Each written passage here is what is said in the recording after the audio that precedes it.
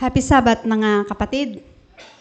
Wow, nakangiti lahat. Inisa-isa ko kayong tingnan. Ganda naman ang pagbati. Happy Sabbath sa ating Panginoon. Tayo ay magpasalamat sapagkat binigyan na naman tayo ng kapahingahan. Pagpahinga ang ating mga katawan, ang ating mga kaisipan sa anumang mga suliranin sa buhay. Pero bago po ang lahat, tayo tumungo sa ating pag-aawitan, tayo po muna ay manalangin. Ama Banal, hilin po namin ang iyong presensya sa umagang ito. Lukuban kami ng iyong kabanalan upang ang aming pagsamba at pagpuri ay maging kagalakan dyan sa langit na bayan. Ang banal na Espiritu at ang kaalaman na nagmumula sa iyo ang maghari sa amin sa umagang ito. At bigyan din po ng kaalaman ang may mga bahagi sa umagang ito. At amin pong inilalapit ang aming mga sarili na may pagpapakumbaba. Patawarin niyo po kami sa aming mga pagkakasala, maging lihim man o hayag, upang ito'y hindi maging hadlang sa aming paglilingkod. Sa pangalan ni Jesus. Amen. Awitin po natin ang nasa hymnal 111. Call to the feast.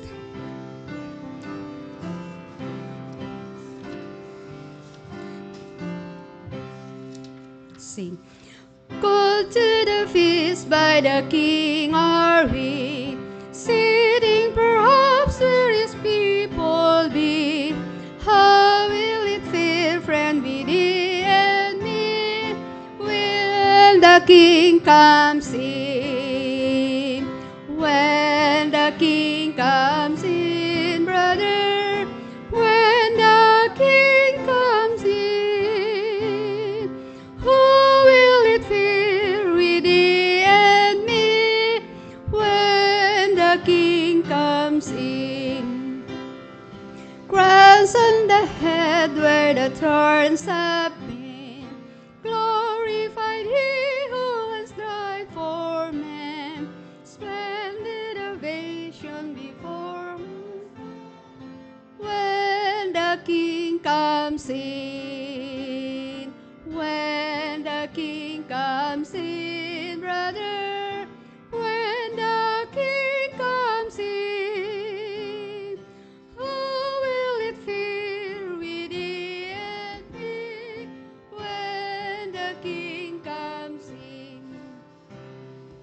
Like lightning flash will the instant show, things said in love from both friend and foe, just what we are will each never know, when the King comes in. When the King comes in, brother, when the King comes in, how will it feel with thee and me, when the King comes in?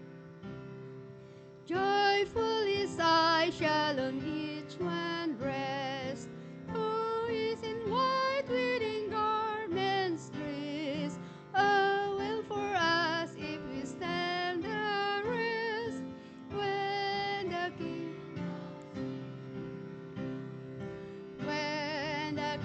comes in, brother, when the King comes in, how will it feel with me and me, when the King comes in? Next song. Oh Happy Day, 301.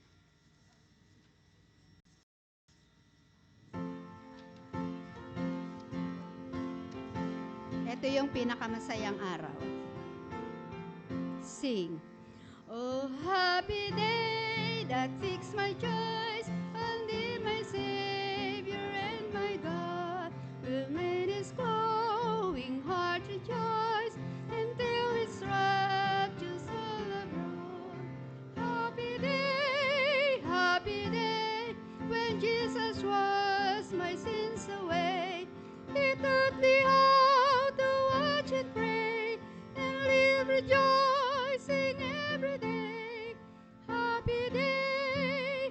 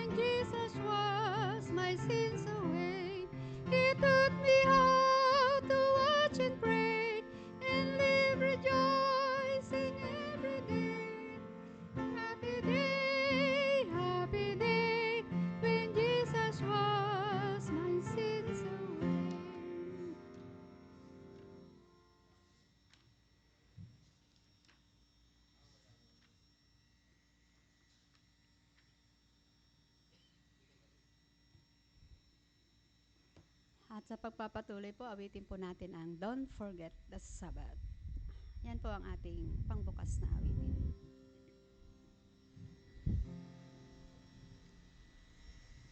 265.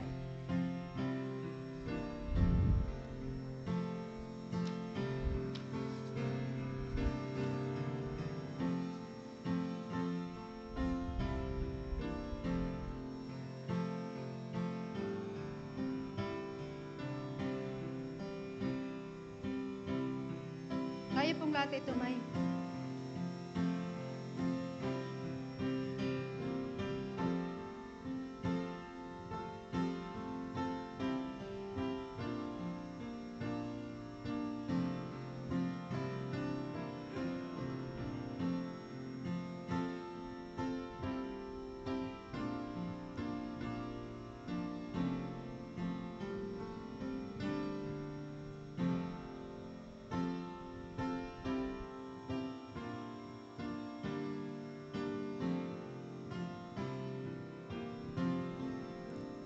Sing.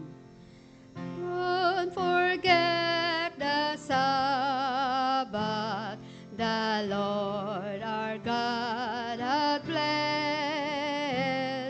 Of all the week the brightest, of all the week the best. It brings repose from labor, it tells of joy divine, it beams of light descending with heavenly beauty. Welcome, welcome, ever welcome, blessed Sabbath day. Welcome, welcome, ever welcome, blessed Sabbath day. Keep the Sabbath holy and worship Him today, who said to His disciples, I am the living way. And if we meekly follow our Savior here below, He'll give us up the fountain whose streams eternal flow. Welcome, welcome, ever welcome, blessed Sabbath day. Welcome, welcome, ever welcome, blessed Sabbath day. Day of sacred pleasure, its golden hours will spend, and thankful hymns to Jesus, the children's dearest friend. O gentle, loving Savior, how good and kind thou art! How precious is thy promise to dwell in every heart. Welcome, welcome, ever welcome, blessed Sabbath day. Welcome, welcome, ever welcome, blessed Sabbath day.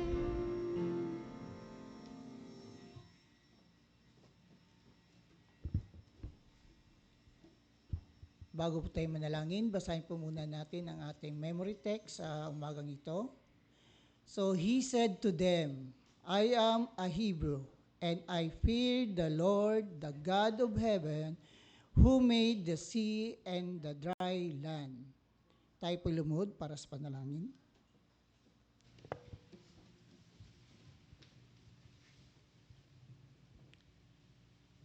O dakhila naming Diyos na makapangyarihan ka sa lahat, na inyong tahanan ay nasa mga langit. Kami po, ninyong mga anak, ay nandito po muli sa inyong banal na sambahan upang purihin at pasalamatan ang inyong banal na pangalan. Maraming salamat po, Ama, na patuloy niyo po kaming inaakay sa inyong banal na simbahan. Nang sa gayon kami po ay makapaglingkod at celebrate sa araw na Sabat na inyong hinanda para sa amin. Pagpalain niyo po ang mga kapatiran ng iglesia nito. At gayon din po ang aming mga kapatiran na papupunta lamang dito sa aming bahay-sambahan. Ingatan niyo po sila at akayin. At gayon din po, Ama, ang aming mga kapatiran na hindi po makarating, kung ano man po ang kanilang mga pinagdadaanan, naway dalawin niyo po sila at patuloy niyo pong palakasin ang kanilang panampalataya. Nang sa gayon, kahit sila po ay nasa kanilang mga tahanan, sila po ay kasama namin sa pagpuri at pasalamat sa iyong banal na pangalan. Pagpalain niyo po, Ama, ang aming worship sa umagang ito. Inanyanyahan po namin yung banal na Espiritu na siya kasama namin sa mga oras na ito. At ngayon din po may mga bahagi naway samahan niyo po at gabayan sa aming mga part na naway ito'y aming marender na may kabanalan at naayon sa kalooban. Humiling po kami, Ama, ng kapatawaran sa lahat ng pagkasala at sa pagkulang. At naway patuloy niyo po kami linisin ng sa gayon ang mga pagpapala na hinahanda para sa amin ay ito'y aming matanggap. Maraming salamat po sa pagtugon niyo po sa aming mga dalangin. Ang lahat na ito ay aming hiniling sa matapis sa pangalan ni Jesus. Amen.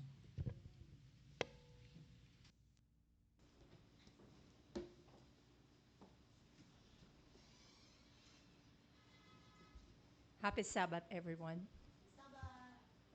We would like to welcome everybody who has attended and came to this church early. Well, I was supposed to have promotional talk, but I didn't prepare for one. So with my opening remarks, I would incorporate a certain message, which would consist also of a kind of promotional talk.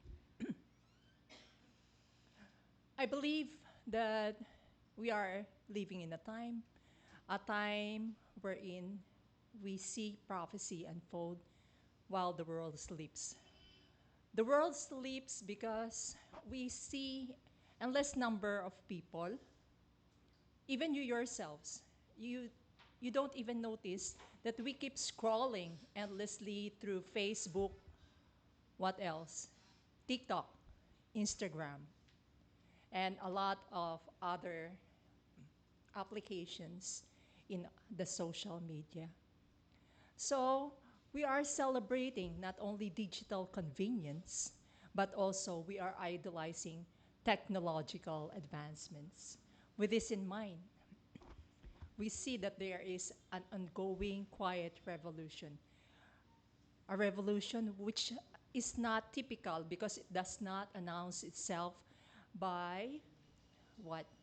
Missiles or loud declaration, but instead it comes with an introduction of a change which seeps through software updates, biometric IDs, AI surveillances, and most of all, a promise to a safer and smarter world. So you can see that these digital structures may be a precedent to a certain global transformation, which may require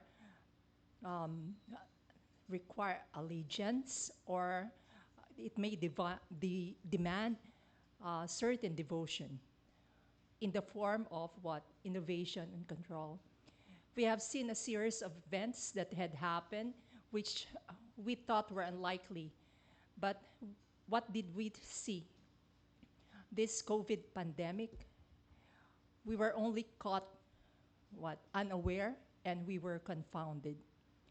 So what do we do as Christians, as believers in Christ? We have to fix our eyes to Jesus. We have to be grounded in our faith, in the truth. And we live our lives daily as a shining light to those who are in the dark in this growing and darkening world. So again, I would like to welcome everyone this Sabbath day in this church. I would like to thank Brother Eric for giving the opening prayer, and I would like to thank Sister Laverne, and who played and the piano and given us a part in our music in this church, and also Sister Lean Finca, who led in the singing. Also, in our program, we have the mission emphasis to be shared to us by Sister Joy Panghilinan, and the musical offering to be rendered by Sister Myra Lasco. And our lesson review will be held by groups, and our program will proceed accordingly. Thank you.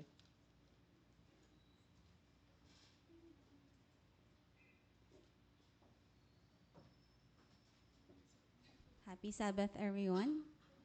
Salamat po. Kamusta po kayo? Alright.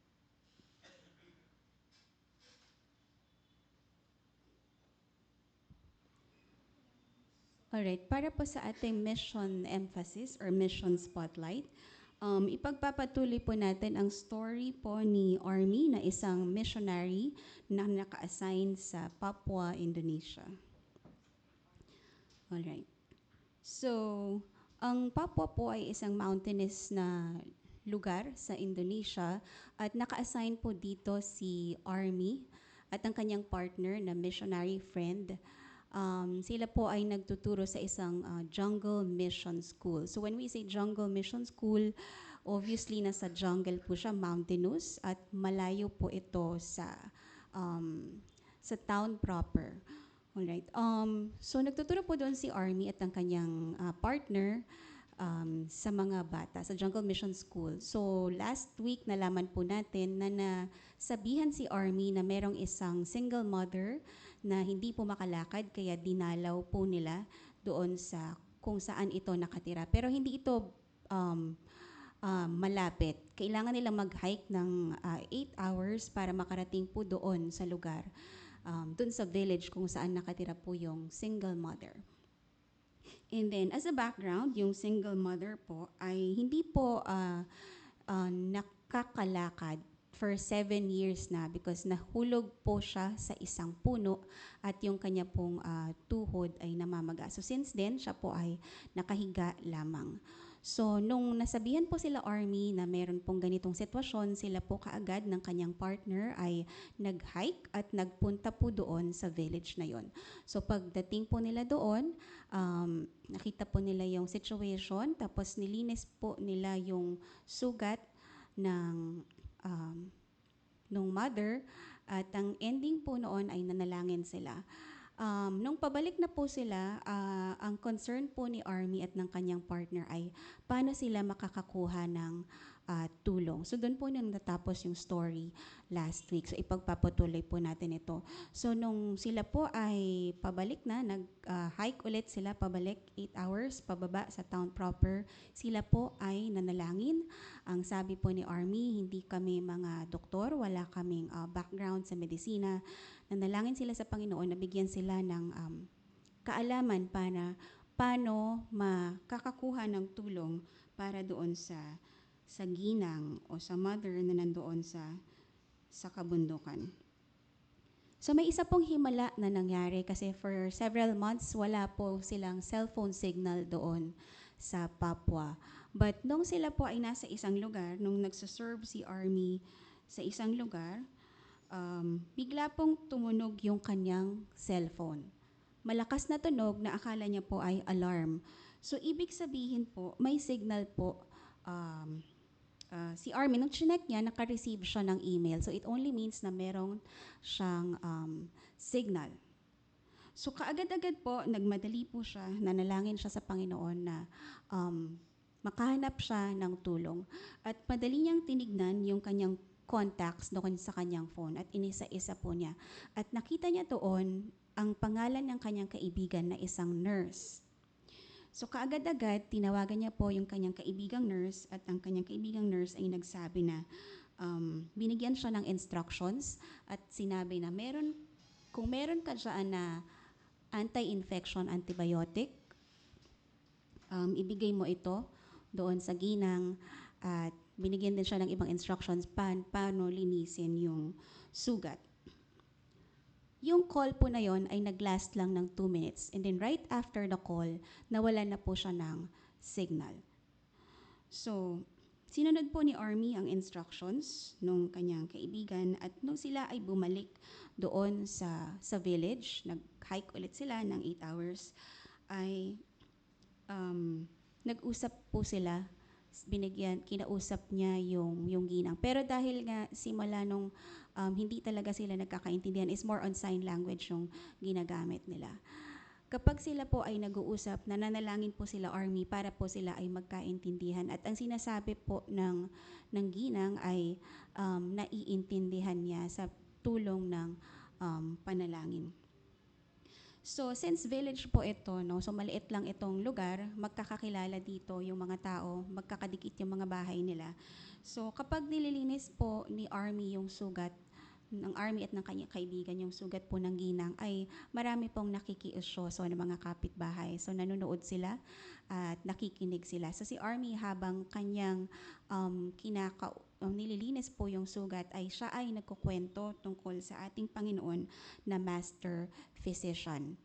At dahil po doon, hindi lang po yung ginang ang nakakarinig ng kwento o mga patotoo tungkol kay Jesus. So kanila pong ginawa yon paulit-ulit hanggang sa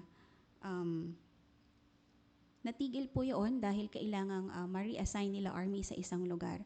Pero hindi sila tumigil na magpadala ng gamot at mga natural remedies at pagkain sa ginang sa tulong ng kanilang mga estudyante sa Jungle Mission School. Pagkatapos nun, after a month, sila po ay nakabalik muli doon sa village. At laking gulat nila dahil yung ginang po ay nakakatayo na pero hindi pa siya completely healed. Siya ay nakakatayo sa tulong ng isang walking stick. And then siya rin ay nakakakilos na sa bahay, nakakagawa na rin siya ng mga kailangang gawin sa bahay. And then pagkalipas po ng then nagsabi po yung ginang na siya ay natutuwa dahil sa tulong po nila Army, siya ay muling nakakalakad. At nang sila Army po ay kailangan ng ma-reassign, sila po ay dumalaw muli doon sa ginang at yung kanilang huling dalaw pa, one last visit, sila po ay naiyak dahil nakita nila yung ginang na, yung mother na nakakatayo na po ito at wala na pong walking stick. At kahit wala po doon sila Army ay nalaman nila na yung ginang po ay pinagpapatuloy niya na-adapt niya po yung prayers. So nagaya niya po yung prayers at dahil nakilala ng ginang si Jesus sa pamamagitan ng mga story nila Army ay nagaya niya ang mga panalangin na ginagawa nila Army. So nung last visit po nila, ang sabi po ng ginang ay hindi na siya masaya doon sa traditional worship na ginagawa nila. And then ang sabi niya, pwede ba na magsimba na rin kami doon sa inyong simbahan? Sabi niya, may I join your worship? Ang sabi po ni Army, but our church is so far away. How will you be able to walk 8 hours? Ang sabi po, ang sagot po ng mother ay, Jesus is the one who healed me. I have to worship him. He has helped me to walk again, and I will walk to church to worship him. And since buy one take all po, no? Parang ganun po kasi yung nangyari. Ang pag-evangelize po ni Army at ng kanyang missionary friend ay hindi lamang po doon sa mother. Ito rin po ay kumalat po doon sa mga bata, sa mga kapitbahay na nakikinig sa mga stories na tuwing dadalaw sila. So, nagulat po sila na hindi lamang po yung mother yung willing pumunta sa church, but as well as the other village children and the neighbors. So, si Army po ay hindi po isang doktor or nurse. Tulad ng sinabi niya, siya lamang ay isang missionary doon na na-assigned to teach the children in the Jungle Mission School. But he was given by God wisdom and help on how to address the situation. So the mother made the long walk and she attended worship services every Sabbath after that. She also went there with her 4 children to the Jungle Mission School.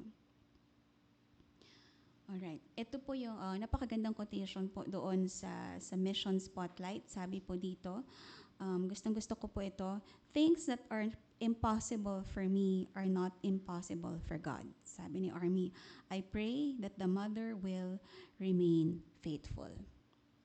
Alright, so para po sa ating projects, so part of today's 13th Sabbath offering will go to Papua to help construct classrooms, an administrative building, a library, and an auditorium for Papua Adventist Theology College. The college moved to Nabire after its campus was destroyed in a flood in another part of Papua in 2019. Currently, students meet in borrowed classrooms from an Adventist academy. So today's 13th Sabbath offering also will support 2 projects in Myanmar, a preschool and a center of influence, and a health clinic in Brunei. Thank you for your generous offering. Happy Sabbath.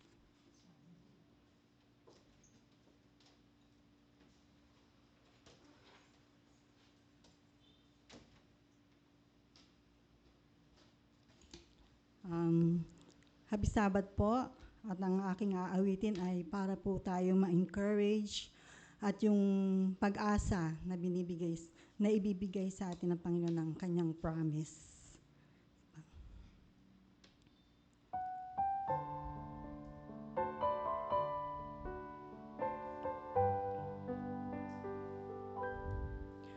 There is coming a day when all heartache shall come, no more clouds in the sky, no more tears to dim the eye.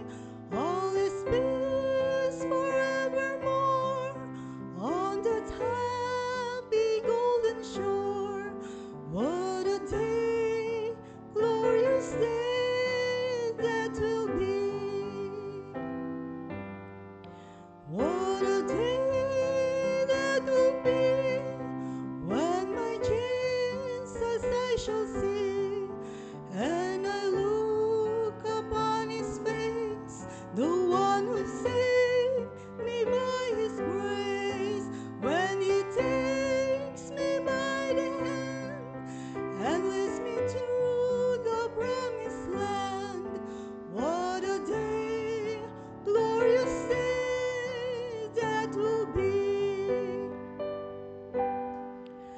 There be no sorrow there, no more burdens to bear, no more sickness, no pain, no more parting over there, and forever I will be with the one who died for me. What a day, glorious day that will be. What a day that will be when my Jesus I shall see, and I look upon his face, the one who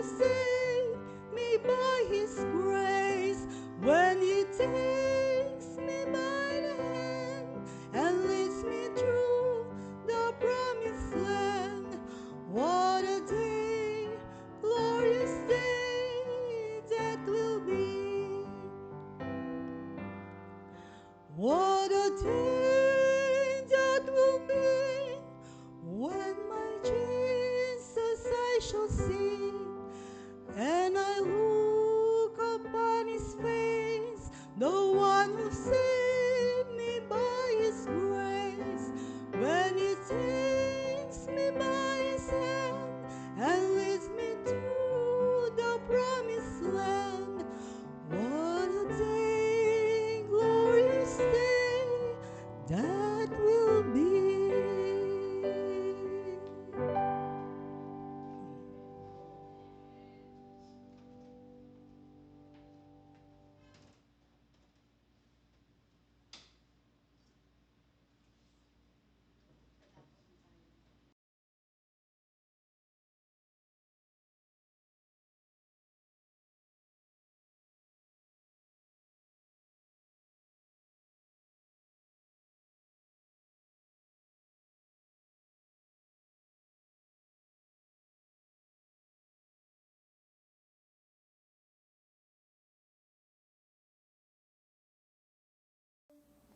Ako po si Pastor John Alexis Mercado at patuloy po kayong sumusubaybay sa paglilingkod na ipinagkakaloob po ng 3 Points Ministries at napapanood din naman tayo sa Hope Channel.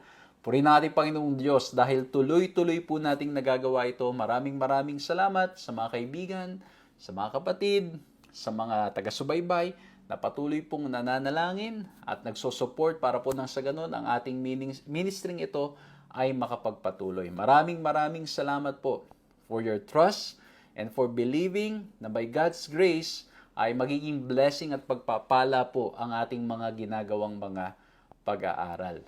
Maraming salamat din po sa lahat ng mga kapatid at mga kaibigan na patuloy na nagbubukas ng kanilang mga tahanan upang nang sa ganun ang inyo pong lingkod ay makapaglingkod face to face sa iba't ibang mga lugar, sa iba't ibang mga bansa, sa mga iba't ibang mga lugar na ito po ay tunay na masasabi ko pong it's all because of the mercy and grace of our Lord and Savior Jesus Christ. So muli po maraming salamat po.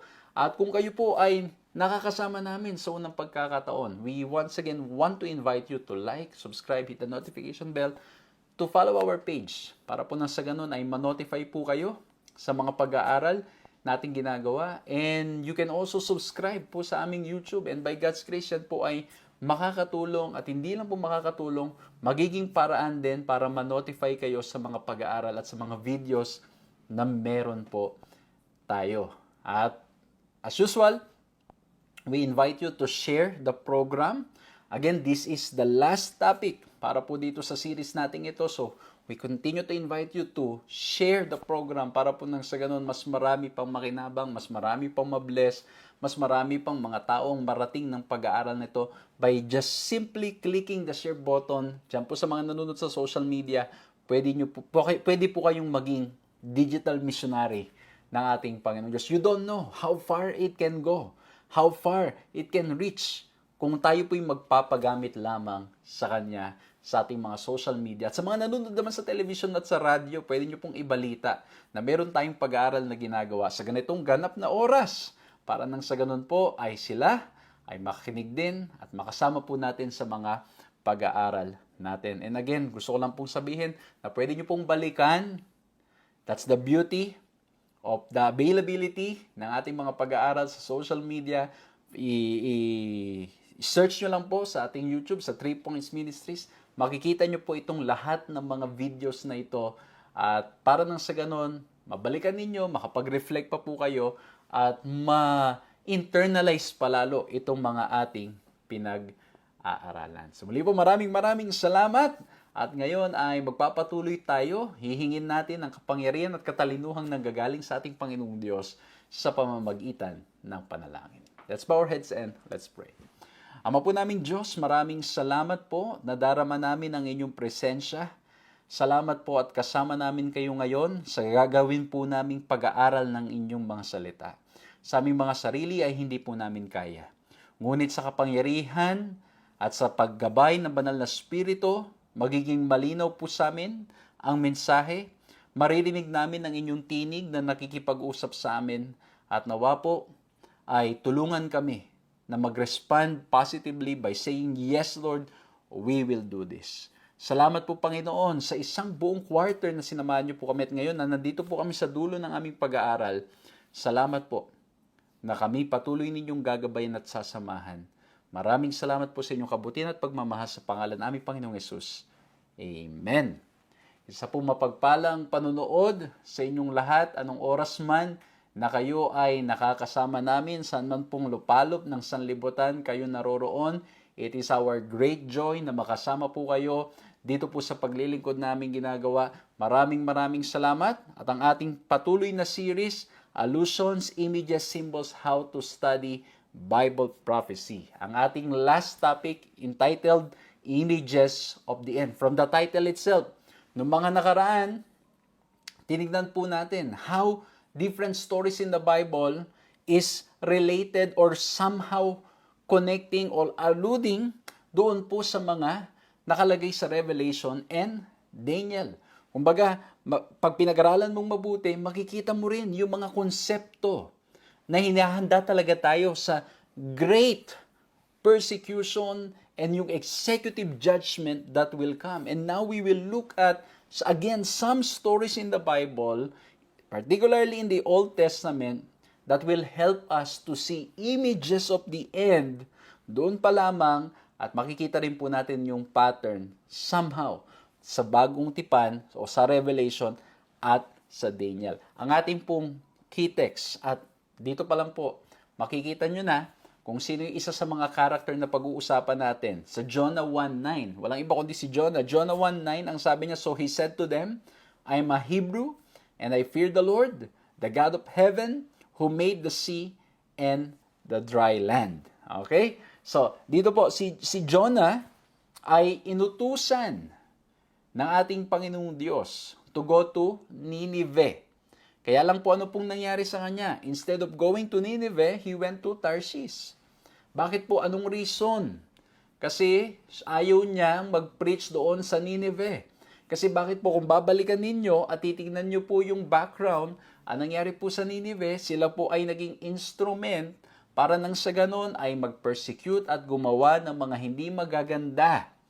Kung kaya naman, itong si Jonah, sabi niya, no, hindi ko kayang mag-preach ng repentance or ng message of salvation sa mga taong yan. So sabi niya, I'd rather go the other way instead of following the Lord. But to make the long story short, ay mapapansin po natin doon na ang nangyari ay nagpunta pa rin siya because of the grace of God. Pag-uusapan din natin yung fall of Babylon. Pag-uusapan din natin yung rise ni Cyrus, yung Persian king na pinalaya ang bayan ng Diyos at pinahintulutan silang makabalik doon sa kanilang lupain. Ito po, napakaganda. Kasi dito po sa mga pinag-uusapan natin, dito po sa mga pinag-aaralan natin, may mapupulot tayong prinsipyo how to study Bible prophecy. Because, ang sabi po dito, at the same time, we must remember one thing for all these stories that appear to foreshadow last day events. We must be careful to look at broad themes and allusions and not to try to parse every detail of the point of creating prophetic absurdities. As in the parable of Jesus, we should look for the major points and principles. We should not milk every detail in hopes of finding some hidden truth. Instead, we should look for the outlines, the principles, and from this, we can discover elements relevant for the last days. Kaya siya magiging present truth. Bakit po? This is a great and good warning as we study Bible prophecy. Kasi bakit po madalas ang nangyayari, may mga ilan po, that they would interpret every detail, everything. Lahat na lang bibigyan nila ng pakahulugan. Although at times, that is not the intention of the whole story. And that's why sometimes yung nagiging comparison, yung nagiging point ng story, nalalayo na doon sa original intent ng author. Kasi bakit po? Kung papansin nyo po, yung mga comparison na ginagawa, natitignan din po natin dito sa kwento ni Jonah, ni Cyrus at ng fall of Babylon, papapansin po natin na at times, the Lord will be compared doon po sa mga unchristian na mga leaders or not necessarily unchristian but ungodly leaders, minsan po mako-compare doon sa mga preachers o prophets na sila rin ay mga kakulangan. And so if you will compare every detail, we will miss the point. It's just like studying nature.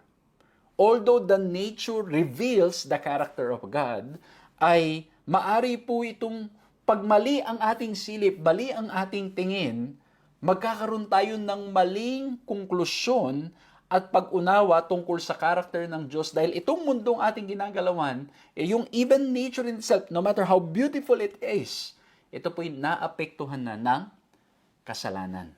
Okay? So, sa pag-aaral natin, dito po sa aklat na ito ng Revelation at maging mga stories in the Bible, we need to be very careful na hindi every details. Minsan, pati yung hakbang, 3 hakbang. Naku, ibig sabihin siguro niyan 3 kilometro o kaya 3 araw. Ay, naku, ito, yan, yung kulay na ito. Although there are times na yung color merong meaning, pero most of the time, ang nangyayari po, ay lahat na lang ng detalye doon and we're trying to find hidden truth. Kaya po, wina-warningan tayo na kailangan po, ang mangyari ay maging maingat tayo, pag-aralan nating mabuti, at hindi lamang pag-aralan nating mabuti, maging malinaw sa atin that we need to look at the principles, yung major themes, and from there, find out what is the truth being presented to us, the relevant truth for the last days, the present truth na nais na iparating sa bawat isa sa atin. And so, I'd like to share with you 3 points. Nawa po maging madaling paraan para maunawaan, maging madaling paraan para maalala itong pag-uusapan natin. Maging paraan para na sa ganun, pag may mga sharing, may mga kwentuhan tungkol sa topic na ito, madali po nating maibabahagi ang ating natutunan. At lagi ko pong sinasabi, maaring may mapulot pa kayong iba na 3 points o iba pang points dito po sa pag-aaral natin. Praise the Lord po, well and good. Dahil ang isi-share ko po sa inyo ay mga reflections po from the study. And I hope and pray that as you also read and study the Word of God in our lesson, the Lord will also impress you and you can also share yung inyo pong natutunan. You can also share yung inyo pong mga napulot. At hopefully, ay mas lalo tayong sumagana sa pagkakilala sa ating Panginoong Diyos. Amen? So ngayon, simulan natin. First letter R that I want to share with you as we look at images of the end, looking at stories in the Scripture and how it relates sa Book of Revelation and Daniel. The first letter R is that the images of the end invites us to repent. Okay?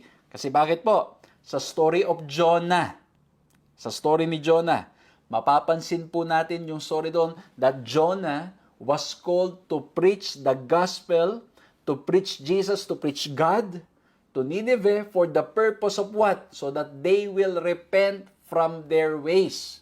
Sila'y magsisisi, sila'y magbabago, sila ay babalik o hindi lamang babalik, kundi sila'y tatalikod sa kanilang mga maling gawain. That's the very purpose. Kaya nga, itong si Jonah, nahirapan siya kasi talagang alam niya ang Diyos ay mabuti. Alam niya na pag itong mga taong ito ay magsisisi, ay patatawarin ng ating Panginoong Diyos. And so, he doesn't want to go there. And we can see that there is a comparison between Jonah and Jesus. In Matthew 12:40-41, ang sabi po ay ganito, "For just as Jonah was 3 days and 3 nights in the belly of the great fish, so will the Son of Man be 3 days and 3 nights in the heart of the earth. The men of Nineveh will rise up at the judgment with this generation and condemn it, for they repented at the preaching of Jonah, and behold, something greater than Jonah is here." So makikita natin yung comparison. May comparison between Jonah and Jesus. Pero ang sabi ng ating Panginoon Kristo, something greater than Jonah is here. Bakit po? Mapapansin natin yung ginamit doon na analogy na si Jonah spent 3 days in the great fish because of his own sins. But Jesus spent 3 days in the tomb because of ours. So that's why we have someone greater than Jonah. Yung pinag-aaralan po natin na si Jonah, sa story po, sa mga hindi pa po na-encounter tong story na to, ang nangyari po si Jonah, dahil nagpunta nga po siya sa iba, instead sa Nineveh, ay doon po sa barkong kanyang sinakyan, ay na-curse, at pagkatapos ay siya itinapon sa dagat, at nung siya itinapon sa dagat, sa mercy ng ating Panginoong Diyos, kinain po siya ng malaking isda. At doon po sa loob ng belly of the big fish, ay doon natagpuan niya at nakilala niya ang biyaya ng ating Panginoong Diyos. Kaya, kinompare, 3 days na naroon siya. Ang ating Panginoon Kristo, 3 days in the tomb. Pero hindi dahil sa kanyang sariling kasalanan, kundi dahil sa kanyang pagmamahal sa bawat isa sa atin. And that's why Jesus is greater than Jonah. Baka may magtatanong, yung spend 3 days in the tomb, baka yung bilang nyo po dyan, 24 hours. Hindi po ganun ang bilang nila nung panahon na yan. Kumbaga, kung ngayon ay araw, let's say, ng Friday, kahit ilang oras na lang yan, 3 oras na lang yan, that's considered 1 day. Tapos Saturday, and then yung Sunday, kahit sabihin mo ng 3 oras lang, 5 oras lang yan nung araw ng linggo o nung unang araw, ay considered na po yan as 1 day. And that's why, ang sabi doon, 3 days in the tomb. Okay? So sana po malinaw po yan sa ating pag-aaral. Hindi yan ang main point natin, pero gusto ko lang pong ipaliwanag at pinapakita sa atin that someone greater than Jonah is here. And this is consistent with Luke 19:10. Because in Luke 19:10 it says that the Lord came here to seek and to save that which was lost. He came here on earth out of His free will, out of His desire, out of His great love for us. Si Jonah, nagpunta siya sa Nineveh, kaya lang ang kanyang reason, ang kanyang dahilan ay parang somehow napilitan pa siya. Kaya nga nung nagsisi pa yung mga tao, nagalit siya. Ang ating Panginoon Jesucristo naman, nangaral sa mga tao. Of course, may mga nagsisisi, pero ang nangyari po, eventually, siya ay pinapatay. So makikita po natin yung analogy. Makikita po natin, but again, Jesus is far more greater than Jonah. Amen? I hope na nakikita nyo po yung ganda ng pag-aaral na ating ginagawa ngayon. Na nakikita po natin some similarities and at the same time yung contrast, and that's why as I've shared a while ago, hindi natin yung principle na ating kinukuha, hindi lahat ng detalye maiko-compare natin. But may mga ilan na masasabi natin na yung mensahe ay na ipinaparating, yung prinsipyo na ipinaparating to preach the message of repentance. At yun ang nais ng ating Panginoong Diyos. And tayo po ng mga nag-aaral ngayon, we are also being called to repent. Ang ganda pa nito, pag binalikan natin, when Jonah was introducing himself in Jonah 1:9, this is what he said. Pakinggan nyo mabuti ha. I am a Hebrew. I fear the Lord, the God of heaven, who made the sea and the dry land. There is a recognition ng kanyang pagkakilala that God is the Creator. At ang sabi niya, I fear the Lord. At kung titingnan po ninyo, itong mga elements na ito, it is also present in Revelation 14:7. Okay, tignan ninyo ha. Si Jonah was called in such a time to preach the message to an ungodly world, to ungodly kingdom, which is the kingdom of Nineveh. At ang sabi niya, I fear the Lord, the God of heaven, who made the sea and the dry land. Pagdating sa Revelation 14:7, pakinggan niyo mabuti. Look at the elements. And he said with a loud voice, fear God, give Him glory, because the hour of His judgment has come, and worship Him who made the heaven and earth, the sea, and springs of water. So yung introduction ni Jonah, I fear the Lord, I know and I recognize the God of heaven who made the sea and dry land. And then yung Revelation 14:7 is telling us to fear God, to call people to fear God and to recognize God as the Creator. So somehow makikita po natin how Jonah was being raised to preach the word of God. He believes, he knows God. He accepts that God is the Creator. And in the last days, people who are calling, the remnant church who's calling people to fear God and to worship the Creator, of course, sila po mismo nakakakilala sa ating Panginoong Diyos. Amen? So we are being called to preach the message of repentance. But tayo po mismo, just like Jonah, should acknowledge God, should surrender it all to Him. And again, we need to continue growing. Kasi dito po si Jonah, although he introduced himself like this, he was not completely all in. Mag-uusapan pa natin yan as we continue. Kaya basahin natin ito sa Jonah 3 verse 4. Ayan I invite you mga kaibigan, mga kapatid, mga taga-subaybay, pag-aralan ninyo mabuti. Basahin niyo po yung Book of Jonah pagkatapos itong ating pag-aaral ngayon. Para nang sa ganun, makita niyo rin po yung mga pinag-uusapan natin. Ang sabi sa Jonah 3:4, nung si Jonah ay nagpunta na sa Nineveh ngayon, Jonah began to enter the city on the first day walk. Then he cried out and said, "Yet 40 days and Nineveh shall be overthrown. There will be judgment in Nineveh," which is true. Okay? Which is true. Sabi pa ni Ellen White dyan, their doom was, kasi ang nangyari po, nagsisi. Noong nag-preach na si Jonah, sabi niya, kayo ay overthrow yung kingdom ninyo, kayo ay mamamatay, kayo ay paparusahan ng ating Panginoong Diyos. Ang nangyari po, nagsisi yung buong siyudad. Nagsisi. Humingi ng kapatawaran. Sabi ni Ellen White, their doom was averted, the God of Israel was exalted and honored throughout the heathen world, and His law was revered.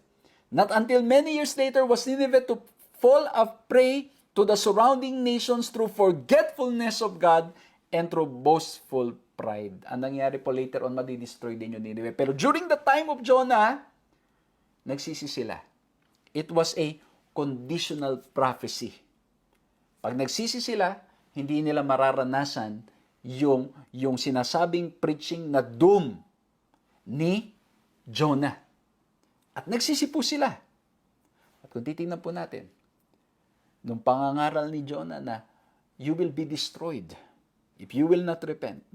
Revelation 18:4 also tells us, in the last days, there will be the preaching saying, "Come out of her, my people, lest you share in her sins and lest you receive of her plagues." There will be a call. There will be the preaching to come out of Babylon, to come out of false teachings, to come out of wrong beliefs, to come out. Doon po sa pinag-usapan natin noong nakaraan, yung mga human traditions but stand with what the Bible says. Ang ganda. The gospel will be preached and there will be a call to come out. And also there's a preaching of judgment. There's a preaching of executive punishment or judgment. May magandang pag-aaral tayo. In case po na na-miss ninyo, meron po tayong lesson all throughout the quarter. We talk about God's of justice and the God of love. Na ang Diyos is a God of justice and God of love. Yung kanyang character is a balance of justice and love. It's not just about love na in absence of justice, and it's not just justice without love. It's all together. It's both. That's why He will continue loving us, but at the same time, He's warning us kasi bakit po merong magiging kaparusahan. May consequence, and at the same time, aside from consequence, if we continue clinging to Satan, pinag-usapan natin nung mga nakaraan yan, there will be punishment. Yung punishment na para kay Satan will also be ours if we don't repent and if we don't accept and if we don't surrender our lives to our Lord and Savior, Jesus Christ. At mayroong magandang tanong dito. Kasi tinitignan natin yung nangyayari kay Jonah and how it relates to the last days and even to Christ. Tinitingnan po natin, ngayon may tanong. Can we expect something like this in the last days? With the final message to the fallen world, makaka-expect ba tayo that in the last days, nakalagay sa Revelation, sila, come out of her, my people, and there will be executive judgment. In Revelation 19 to 18 to 20, makikita po natin doon yung lake of fire. Pag nagsisiba ang lahat ng tao, can we expect that God will not continue with a judgment, with a punishment, with the executive judgment na kanyang sinabi sa aklat ng prophecy? Pwede nating sagutin yan ng both yes and no. Well, yes, in a sense, we can expect that something like this will happen in the last days. Na ano po mangyari? People will repent. Many people will start seeing the truth.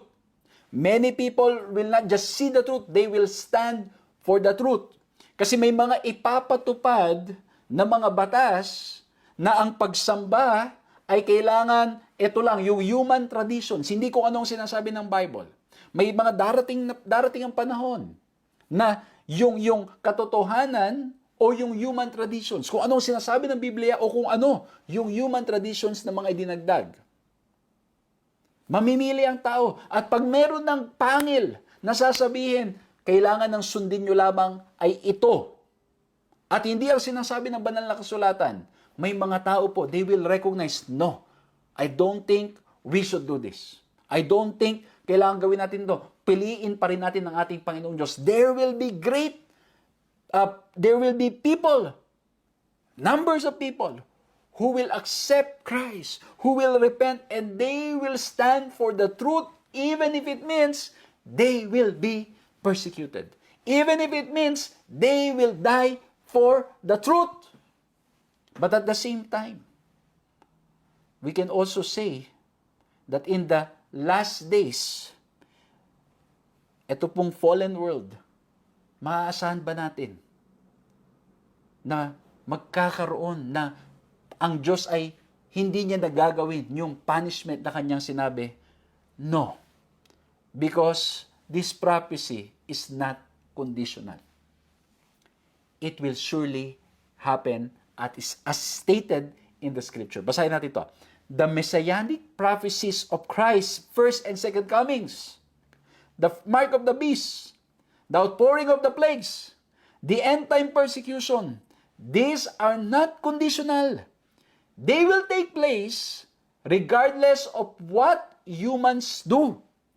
What humans do and the choices they make will determine instead what side they will be on as final events foretold by the prophets unfold.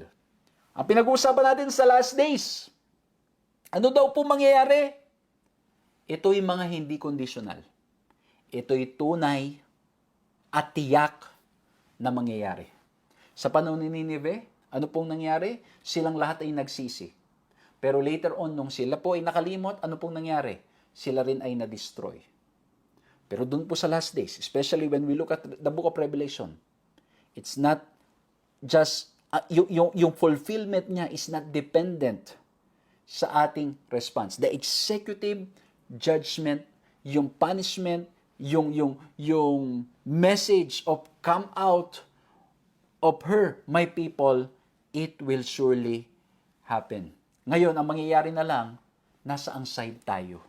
Kaya po ngayon, kung tayo may panahon pa para pumili, I hope and pray that we will continue choosing to be with Christ. Amen? Pipiliin natin laging makasama ang ating Panginoong Diyos, ang ating Panginoong Jesucristo ngayon at magpakailanman. Amen? Number 1, we talk about repent. Number 2, the images of the end invites us not just to repent, but to remember. Pag-uusapan natin ngayon ang kwento ni Nebuchadnezzar and Belshazzar. Nung nakaraan, kung na-miss ninyo, balikan ninyo. Ano po nangyari doon? Pinag-usapan natin yung Daniel chapter 3. Ano nangyari sa Daniel chapter 3? Nangyari po, si Nebuchadnezzar ay nagpatayo ng golden image, nalimutan niya. Noong Daniel chapter 2, inacknowledge niya na ang Diyos. Daniel chapter 3, nagmatigas na naman ang kanyang puso, nalimutan niya na yung sinabi natin, Panginoong Diyos, na hanggang dyan lang ang kaharian mo, may susunod sa'yo. Sabi niya, no, my kingdom will stay forever. Pagdating sa Daniel 4, by God's grace, Nebuchadnezzar repented and acknowledged God once again. Pero pagdating sa Daniel 5, yung kanyang anak, ang nangyari po ay medyo nagmatigas. Basahin muna natin tong sa Daniel, yung nangyari kay Nebuchadnezzar. Yung kanyang pagsisisi, ang sabi sa Daniel 4:34, at the end of the days, I, Nebuchadnezzar, lifted my eyes to heaven, and my reason returned to me. And I blessed the Most High, and praised and honored Him who lives forever. Ayan, yung pagsisisi ni Nebuchadnezzar. Na-realize niya yung kanyang pagkakamali. Before everything ends, bago pa matapos sa kanyang buhay, na-realize niya, nagkamali ako. And I recognize the God, the blessed Most High. At siya'y nagpupuri sa ating Panginoong Diyos. Pero yung kanyang anak, ang nangyari po, although na-witness niyang lahat ng mga ito, nalimutan niya. O let's say, hindi lamang niya nalimutan, pinili niya na sumuway sa ating Panginoong Diyos. Kaya nung nagkaroon na po siya ng party-party, ginamit niya yung mga kagamitan ng ating Panginoong Diyos, nasa mga ginagamit ng mga Levites, ng mga priests. Ano pong nangyari? May lumabas bilang handwritings on the wall, many tekel aparsin. Ano? At ito po ay papaliwanag ni Daniel. Pero ang ginawa po ni Daniel at the same time, sinabihan siya ngayon. Sinabihan siya na ito ang nangyari sa iyong ama, si Nebuchadnezzar. Pero later on siya ay nagsisi. Pagdating sa verse 22, anong sabi niya? And you, his son, Belshazzar, have not humbled your heart, though you knew all this. Alam mong lahat ng ito, pero hindi ka nagpakumbaba. Hindi ka pa natuto sa pagkakamali ng iyong ama. Nakita mo na kung anong nangyari sa kanya. And yet, you decided, pinili mo na gawin pa yung mga bagay na hindi sang-ayon sa tunay na Diyos. It was indeed an act of total defiance, even though Belshazzar had more than enough evidence, proof to know better. He had knowledge to know the truth. The problem instead was his heart. In the last days, as the final crisis breaks upon the world, people will be given the opportunity to know the truth as well. What determines their choice, as with Belshazzar, will be their hearts. Grabing paalala to. Hindi sapat na atin lamang nauunawaan o atin lamang naiintindihan o nalalaman ang katotohanang sinasabi ng banal na kasulatan. It should transform us. It should grow us. And the good news is, mga kaibigan, mga kapatid, God continues to work in us. I love this text in Philippians that says, He who began a good work in you, He will not cease, He will continue to do that work in us. Patuloy na siya'y gagawa sa atin. As we participate, as we surrender our will to Him, He will continue to change and grow us as a person. And in the last days, it's going to be the same situation. It's not about knowing so many truths. It's not about knowing all the facts. It's about really knowing Christ deeply within our hearts, sa ating mga isip, sa ating mga puso, sa ating mga lakas, sa lahat ng ating ginagawa, we recognize Him. We remember that Jesus died on the cross for all of us. Ito po ang pinapaalala sa atin. We need to remember. Matuto tayo. And we're blessed that we have the Scripture to teach us. Ang mga nakasulat sa banal na kasulatan ay naisulat para nang sa ganun tayo ay matuto. Para nang sa ganun tayo ay mabago. Para nang sa ganun tayo ay mailapit ng patuloy sa paanan ng ating Panginoong Jesucristo. Amen. Kaya po pinapaalalahanan, sinabihan si Belshazzar. At tayo rin naman ay pinapaalalahanan ngayon. Let's not forget.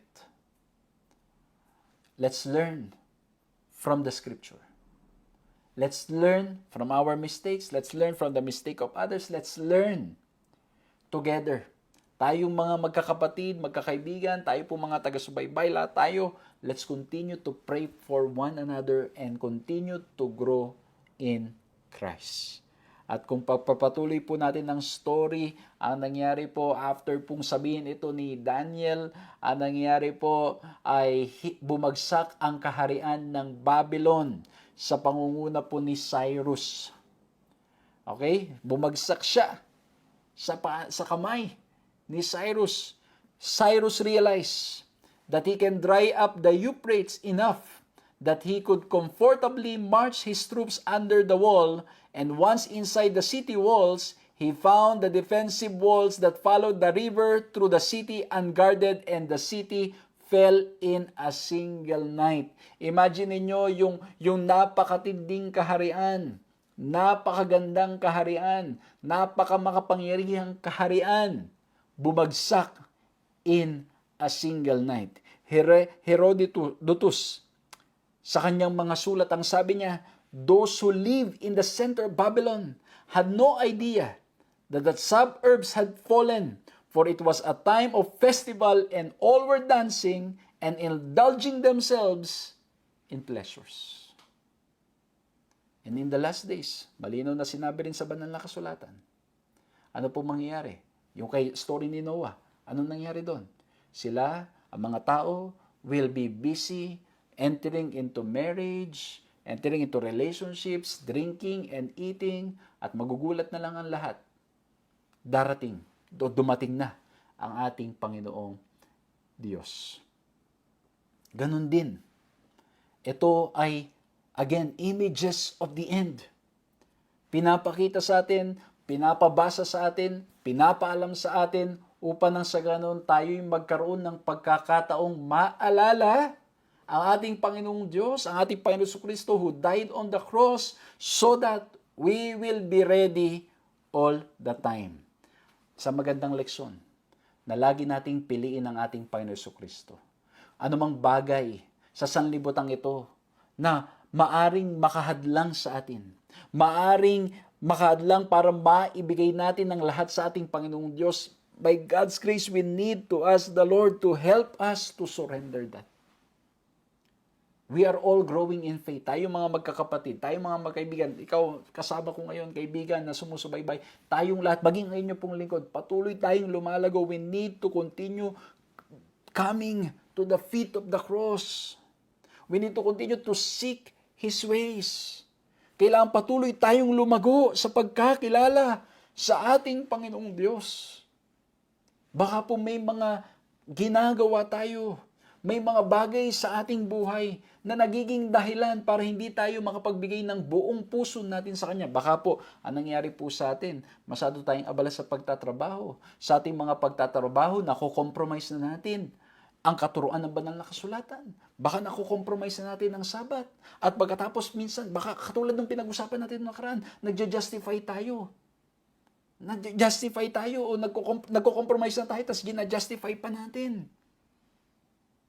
Hindi natin napapansin tayo ay nalalayo na sa kalooban at kagustuhan ng ating Panginoong Diyos. Maaring baka po ang trabaho, ang relasyon din. At hindi lang mga relasyon, maging ang mga karir, mga pangarap, mga resources, mga blessings. Baka ito'y naglalayo sa atin, sa ating Panginoong Diyos, at nagiging dahilan para tayo hindi maging handa sa Kanyang ikalawang pagparito. Sa Matthew 24:42-43, ang sabi po ganito, "Watch therefore, for you do not know the hour your Lord is coming. But know this, that if the master of the house had known what hour the thief would come, he would have watched and not allowed his house to be broken into." Hindi natin alam when Jesus will come. but we need to be ready all the time. And how do we get ready all the time? By continually coming to our Lord and Savior Jesus Christ. By spending time with Him. By wanting Him, desiring Him in everything that we do. And at the same time, as we desire Him, tayo ay nasunod at nagdanais na gawin ang Kanyang kalooban sa ating mga buhay. And when we go to Revelation 16:15, pansinin niyo po ito ang pagkakasabi dito, "Behold, I am coming like a thief. Blessed is the one who stays awake, keeping his garments on, that he may not go about naked and be seen exposed." Sinasabi po dito na sa pagdating ng ating Panginoong Hesu Kristo, it will be like a thief in the night. We don't know when. But we need to be ready all the time. We need to be ready so that we will not be in a shameful situation. At hindi lamang shameful in situation, kasi pinag-uusapan nga po natin, sa pagdating ng ating Panginoon Jesucristo, there will be what we call the judgment. Of course, the judgment is always in favor of those who believe in Christ. But those who choose to neglect Christ, tulad po na nangyari dito sa Babylon, na kinalimutan ni Belshazzar ang nangyari sa kanyang ama, at hindi niya rin-recognize ang ating Panginoong Diyos at yung kanyang kilos na paggamit ng mga bagay na banal para sa kanilang mga kalayawan ay nagpakita ng kanyang rebellion sa ating Panginoong Diyos. And I hope and pray that as we are living in this world, in these last days, nakikita po natin sa mundong ating ginagalawan, many people are rebelling against God. And many people knows the truth, but they don't want to follow the will of God. They don't want to surrender to our Lord and Savior, Jesus Christ. And I hope and pray, tayo po, mga kaibigan, mga kapatid, tayong mga magkakasama ngayon, again, kasama po ako, kailangan patuloy tayong lahat na isinusuko ang ating buhay sa Kanya. Tayong lahat po, kailangan patuloy na ibinibigay lahat sa ating Panginoong Diyos sa araw-araw ng ating mga buhay. Lagi ko pong sinasabi, let's not be busy with the things of this world. Let's not be busy also looking at the mistakes of others. Let's be busy with our relationship with God. Amen? Maging abala tayo na lumago sa pananampalataya at sa pagkakilala sa ating Panginoon Jesucristo. At huwag nating kalimutan ang ating Panginoong Diyos. Let's remember Him all the time. Kaya ang fourth commandment din, remember the Sabbath day to keep it holy.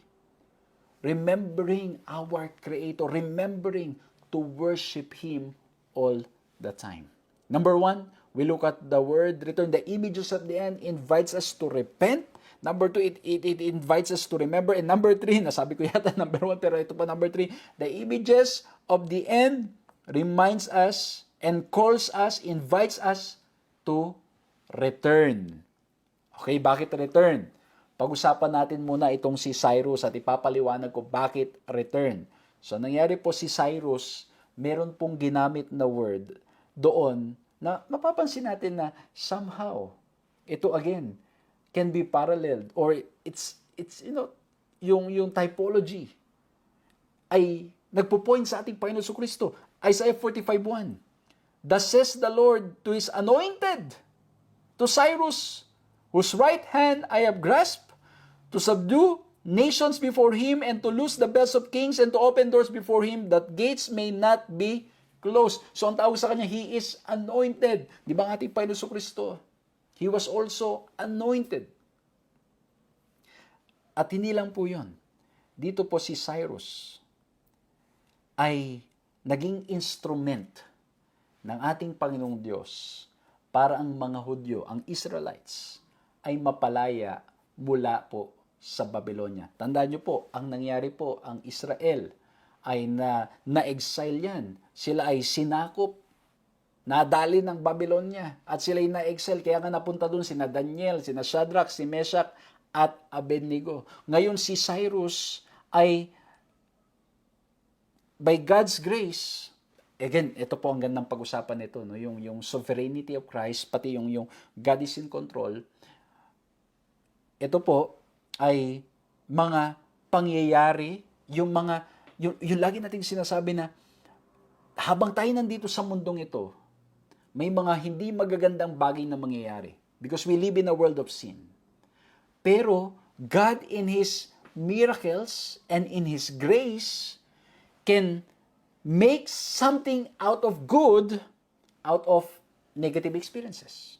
Kaya nga po yung cross, which is sin as a punishment, is at the same time the symbol of God's love.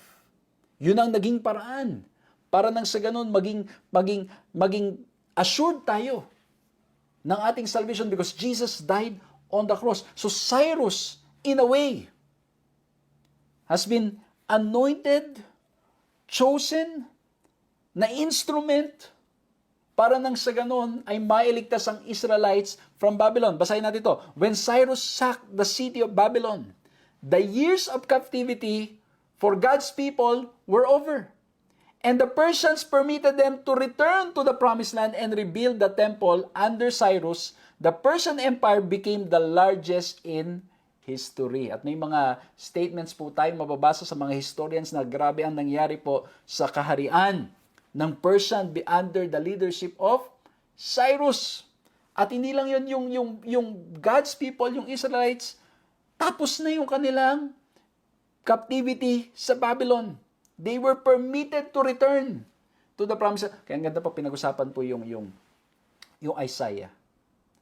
Pag bine-mention ni Isaiah yung promised land, new heaven and new earth, it's in reality pointing to the return na pinayagan silang bumalik. Kasi bakit po? For how many years that they are in Babylon, they were in exile, and now they are allowed to come back. But at the same time, again, mahabang story na naman yan. Hindi natin kayang i-touch lahat ngayon. But at the same time, yung book of Isaiah is pointing to something greater than dun sa ina-expect nila na makabalik sila doon sa Jerusalem. Kaya po dito, mga ginigilo ng mga kaibigan at mga kapatid, mga taga-subaybay, mapapansin po natin, Cyrus was used as an instrument to free Israelites so they can go to the promised land. At hindi lang po yun. Kung titingnan nyo po sa 2 Chronicle 36:22-23, napakaganda nitong pagkakarecord dito. Ang sabi dito, Now in the first year of Cyrus, king of Persia, the word of the Lord by the mouth of Jeremiah might be fulfilled. The Lord stirred up the spirit of Cyrus, king of Persia, so that he made a proclamation throughout the kingdom and also to put it in writing. Thus says Cyrus, king of Persia, the Lord, the God of heaven, has given me all the kingdoms of the earth, and he has charged me to build him a house at Jerusalem, which is in Judah. Whoever is among you, all of his people, may the Lord his God be with him, let him go up. Kaya po pinabalik ni King Cyrus. So they can rebuild. So they can start again. They will go back to the promised land. At ang ganda po dito. Kasi when we look at yung tinatawag pong canon ng Bible, ngayon patitingnan natin ang dulo ng Old Testament, Malachi. But I want you to understand this. Basahin natin mabuti. The original order of Old Testament books has been changed in our day to end with Malachi. Kaya pag tinignan nyo yung dulo ng Old Testament, it's Malachi. But originally, this is where the Old Testament ended with this declaration from Cyrus. Dito matatapos sa 2 Chronicle originally. The next episode in the canon of Scripture would be Matthew. At ano po yung story that starts with Matthew? It begins with the birth of Christ, the antitypical Cyrus. Kumbaga, sa Old Testament, if we look at the before, hindi na po yung canon ngayon, yung order. Noon, it ends with Cyrus coming, freeing the people of God, giving this declaration na He acknowledge God at sila'y makakabalik sa kanilang lugar. At ang sunod is the coming, it's the first coming of Christ, the birth of Christ. Yun ang sumunod. Kaya, ang ganda po nito, Cyrus would orchestrate the rebuilding of the earthly temple. Jesus would inaugurate His ministry in the heavenly sanctuary leading up to His return and our liberation. Ulitin ko po si Cyrus, di ba sabi niya doon? Sabi niya doon sa 2 Chronicles 36, 22 to 23, ano po sabi niya doon? The Lord, the God of heaven, has given me all the kingdoms and has charged me to build Him a house at Jerusalem. So, He orchestrated the rebuilding of the earthly temple. And then after that, what happened? The first coming of Jesus in the book of Matthew. And then we see in Jesus that He would also inaugurate His ministry in the heavenly sanctuary. At ano pong pagkatapos nun? Leading up to His return. Sa Kanyang pagbabalik. At para nang sa ganon, tayo'y tuluyan ng makalaya sa kasalanan. At tayo ay makarating doon sa Kanyang pangako sa John 14. Na ang sabi niya ay, go to prepare a place for you. And that's why the third point, return, is reminding us that Jesus is coming again. Kung paano ginamit si Cyrus to free the people of Israel, Jesus is coming again. When Jesus came for the first time, He was freeing people. Liberate, kumbaga pinapalaya niya ang mga tao. But in His second coming, it's gonna be total freedom and we will return. And we will come to His promised land, to His promised place na Kanyang inihahanda. And at the same time, it is inviting us to not just remember, but to return to Him. To surrender it all to Him. Kaibigan, kapatid, if you have not given your life to Christ, I invite you now to surrender your life to Him. Kung hindi mo pa naisuko ang buhay mo sa ating Panginoon, I'm inviting you now, ngayon na, isuko mo ang buhay mo sa ating Panginoon Diyos. Sa mga kapatid, mga kaibigan, na maaring sinuko nyo ng inyong buhay, pero hindi nyo pa sinukong lahat, I invite you, and I myself, the Lord is inviting me to return to Him completely. Again, ang 3 points po natin, as we end this series, repent, remember, return. Let's bow our heads and let's pray. Lord, maraming salamat po sa paalala, sa mga kwento, mga stories sa Bible, and how it relates to biblical prophecy, and how you are inviting us to repent, to remember, and to return to you. I pray, Lord, na tulungan niyo po kami. Maaring may mga sumusubaybay ngayon na hindi pa naibigay ang kanilang buhay sa inyo. Lord, please continue to talk to us. Help us to listen to your call. At kung kami naman, Panginoon, ay lumapit na sa inyo pero hindi pa namin naibigay lahat, help us to give it all to you. Tulungan niyo po kami as we are nearing the end. Help us to surrender everything to you. Maraming salamat po, Panginoong Diyos, sa napakagandang mga series ng pag-aaral na aming nagawa sa aming mga napag-aralan. At nawa po'y patuloy na maisuko namin ang buhay namin sa inyo ngayon at magpakailanman. Pagpalain po ang lahat ng mga kaibigan, mga kapatid, mga taga-subaybay na kami po'y nagkasama-sama ngayon para magpanalanginan sa isa't isa at patuloy na isuko ang lahat-lahat sa inyo. Maraming salamat po sa pangalan ng aming Panginoong Yesus. Amen. Maraming salamat po sa inyong pagsama sa ating programang ito. At praise the Lord po, natapos natin ang series na ito and I'm inviting you for an exciting new series that we will begin sa mga susunod po nating pag-aaral. Kung na-bless po kayo sa series na ito, for sure you will be blessed once again because we are studying the Word of God. Let's continue to share this program at muli po maraming salamat sa inyong pag-support, pag-share ng program po natin. Maraming salamat po sa inyong pananalangin at nawa po'y patuloy pa rin tayong magkasama-sama sa marami pang mga pag-aaral na ating gagawin. Magkita-kita po tayong muli sa susunod na pag-aaral. God bless you all.